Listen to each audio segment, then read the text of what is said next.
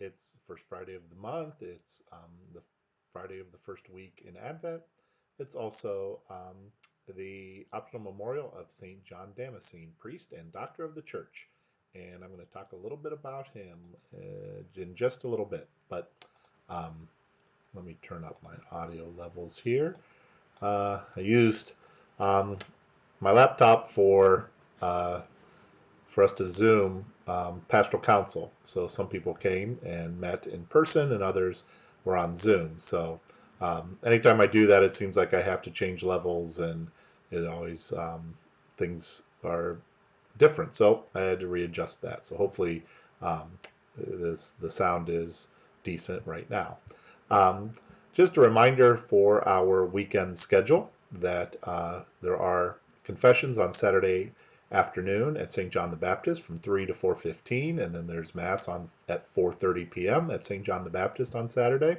And then on Sunday, we have from 8 to 8:30 a.m. I have confessions at St. Michael's, and then there's Mass at St. Michael's at 8:45 a.m. And then there's a 10:30 a.m. Mass on Sunday at St. John the Baptist.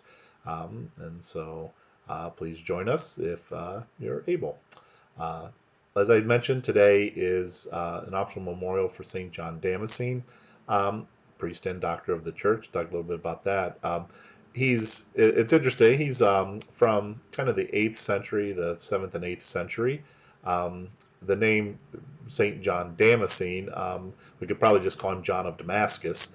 That's where we're getting that kind of surname from, because he was born in Damascus, and at that time he was born in Damascus around the year. Let me double check. Around the year 650. So the middle of that 7th century. Around that time, I'm not sure. I've seen 649 to 657. So, and pretty much almost any date in between. Not necessarily sure exactly when he was born, but he was born in Damascus, and at that time, Damascus was a Muslim city. So there was a caliph who was in charge of um, Damascus. Uh, and so, but the Christians at that time were tolerated. The Muslims saw Christ as a prophet, not as an important as a prophet as Muhammad, but they still recognized him as a prophet. So there wasn't like there was a persecution. And so it would seems that John's grandfather worked in the ministry of the caliph, was kind of the financial secretary, maybe you would say, or tax collector, or in charge of kind of the revenue um, for the caliphate. So, and it seems that that was a hereditary position. So when the Muslims had come into the to that area, they relied on the kind of the Greeks and whoever else lived there to help with administration and working with everything. So they kind of worked together at that point. So John was raised Christian, and his father took over that position um, in the in the government, and then he followed and had that position in the government too. Um, by the time John starts to take it on, though, there is more tension growing between Christians and Muslims in that area.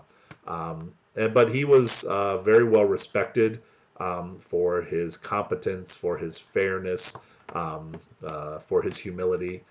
So it sounds like he was very good at his job, and people respected him for that, even though he was Christian. But the tension started to rise, and so he ends up leaving and going to Jerusalem to join a monastery, as it would be called, at, uh, at Mount Saba. And so he and a friend, they go and they are there and living out as monks. And it seems like he lives a pretty kind of quiet life. His buddy who goes is Cosmos, I think is I'm sure is his name. He Oh, I should back up a little bit. John had received a very good education. I think a monk um, who became his tutor. Um, he had as his tutor a monk named Cosmos, whom the Arabs had brought back from Sicily as a captive. His father paid a great price for him. And so he taught him not just theology, which was great, but he did grammar and logic and arithmetic and geometry. So he received a very good education from this monk who was sold as a slave, Cosmos. And then another Cosmos, younger than him and not the same as this monk, is kind of his friend who they go and join this monastery at Mount Saba. And this was kind of arranged where they all lived in solitary, kind of in their own little hut around the center of the church. That's how monasticism in that area around Jerusalem was being lived out at that time. So it's a very solitary life, but John and Cosmos kind of dedicate themselves to kind of writing about the fundamentals of the Christian faith. They also, too, I think Cosmos was a very talented musician, so they kind of composed hymns and things like that. Well, at this time, we'll talk about this a little bit more. I don't want to get too far into it, but this was the time of the what was called the iconoclasm, and so there was this desire by the Eastern Emperor, the Byzantine emperor, to get rid of all images and books and things like that. They were seen as I guess they were seen as evil, really, that or as we would worship images. It's kind of like one of the arguments or whatever that the many times Protestants will make against Catholics is that we worship statues and things like that. Well, this back in the 8th century. This was part of a struggle within Christianity. There was those who thought that's kind of same thing and wanted to destroy all images and statues and even books. And so these guys who are writing books and singing hymns, are kind of flying in the face of that a little bit. But they were safe because they were outside the Byzantine Empire, being in Jerusalem. So it's always kind of interesting that to be able to do kind of freely express what he wanted to, St. John had to live outside of the Christian Empire to do it. So he needed the protection of a Muslim leader to be able to do that. But he's very well known for his struggle against iconoclasm, and so his defense of the use of images. And it really comes down to whether we view matter as good or evil, and he was very persuasive in saying, well, no, matter is not inherently evil in any way. We're not just disembodied spirits somehow, but that we take seriously the creation that God has given us. And so images can be a good way to respect that, or images of the saints and statues help to remind us of that and the goodness of matter.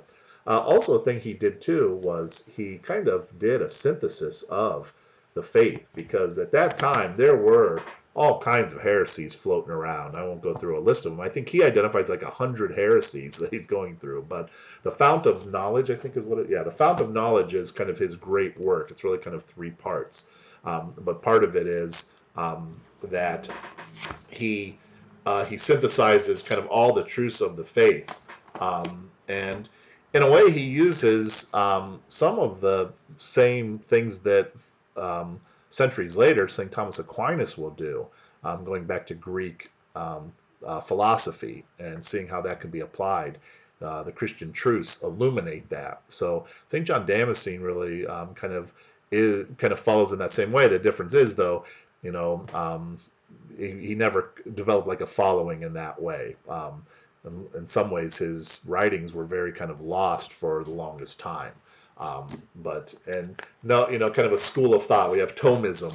We don't have St. John Damascenism. So the school of thought really didn't develop around him. But he was a great thinker and a great synthesizer of the faith and bringing together kind of all the ancient philosophical schools or learning and showing how faith and reason go together, just as St. Thomas Aquinas was able to do. So finally, in 1890, Pope Leo XIII recognized him as a doctor of the church for his great gift of the Fount of Knowledge and his fight against the iconoclasts. We believe he died around the year 749, so he had a good long life. Seems like maybe even close to 100 years. So St. John Damascene. That was probably a lot more about him than I expected to talk about, but kind of fascinated by him. He's one of those saints that I've heard of before, but never really looked into. So maybe this is one of those happy or uh, products of the pandemic is doing these little updates. I end up digging into some of these saints a little deeper than I normally would. So we'll ask for him to pray for us this day, and I pray that everybody stays safe and healthy. We'll continue to look out for each other and pray for each other, and hope everybody has a great day and a very great weekend. And I pray that God will bless you abundantly this day.